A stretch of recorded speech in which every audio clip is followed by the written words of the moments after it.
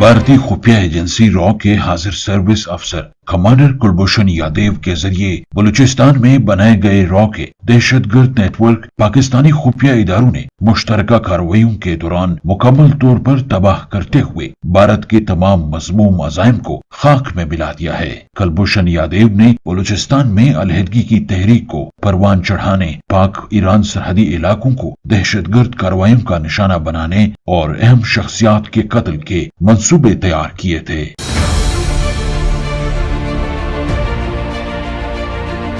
इस मंसूबे के जरिए न सिर्फ पाकिस्तान को आदम इस्तेहकाम का शिकार बनाने की कोशिश की जा रही थी, बल्कि भारत खित्ते में अपनी अजारादारी कायम करने के लिए पाक ईरान ताल्लुकात को भी दहशतगर्द हमलों के जरिए सबोताश करने की कोशिश कर रहा था, ताकि दो तरफा ताल्लुकात में रुकावटें पैदा करके सीपेक जैसे अहम तरीन कौमी मंसूबे को नाकाम बनाया जा सके। रॉ के हाजिर सर्विस एजेंट कुलभूषण यादव ने तहकीकात के दौरान जो इंकशाफात किए, उनसे मोदी सरकार की पाकिस्तान मुखालिफ मज़मूम अज़ाइम खुलकर सामने आए और इन्हीं इंकशाफात की रोशनी में रॉ के इस बड़े नेटवर्क का खात्मा किया गया।